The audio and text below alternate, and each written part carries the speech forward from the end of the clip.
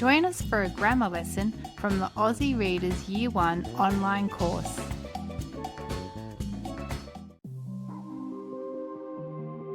Grammar. We are going to learn about verb groups today.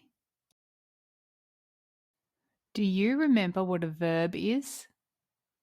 Verbs name actions and states of being. Verbs are action words, they show us what to do. Run, jump, dance and sing, they help us through and through. This year we have looked at 5 different types of verbs. The first lot were moving verbs. These verbs are words that name physical actions that we can see people doing, such as running, pushing, squirting, cartwheeling, reading, and gardening. We also learnt about thinking verbs. These verbs are the actions that go on inside our minds. Some examples include think, remember, forget, imagine, wish, daydream, and calculate. To calculate means that we're working things out in our mind. Then we learnt about feeling verbs. Feeling verbs go on inside us as well. They are words which name our feelings. Some examples include love, sadness, proud, enjoyment, surprise, anger, scared. Speaking verbs are the words we use to name speaking actions. Here are some examples: talk, yell, argue, whisper, complain, sing, and laugh. And then we have state of being verbs. These verbs are not so easy to spot in a sentence. These types of verbs are words which name something existing or just being. Some examples include is, was, are, am, were, be, and has.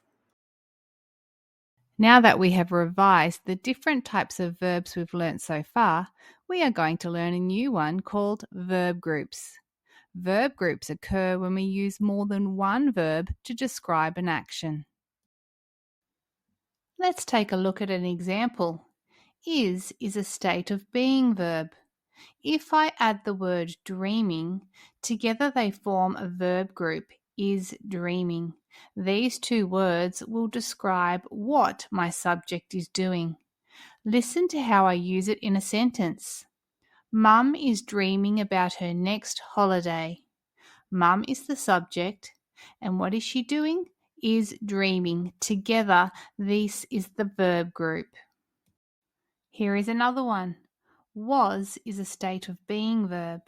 When I add the action hiking, was hiking, these two words together form a verb group. They will describe what my subject was doing. Listen. The boy was hiking up the mountain. We can even combine two state of being verbs to create a verb group. Has is a state of being verb, and so is been. Together they form the verb group has been.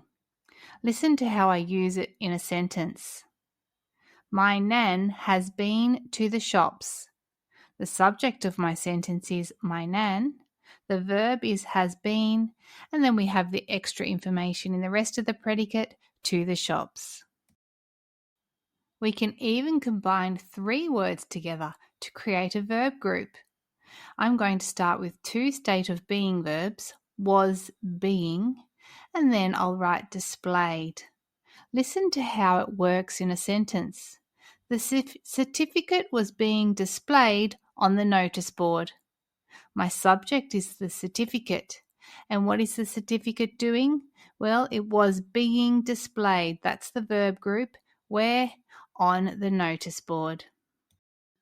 A verb group occurs when we combine more than one verb to make up a phrase. They often begin with state of being verbs, followed by another verb which tells us what they're doing. After a lesson like this one, children are given the opportunity to consolidate their learning with activities in their workbooks which are supplied.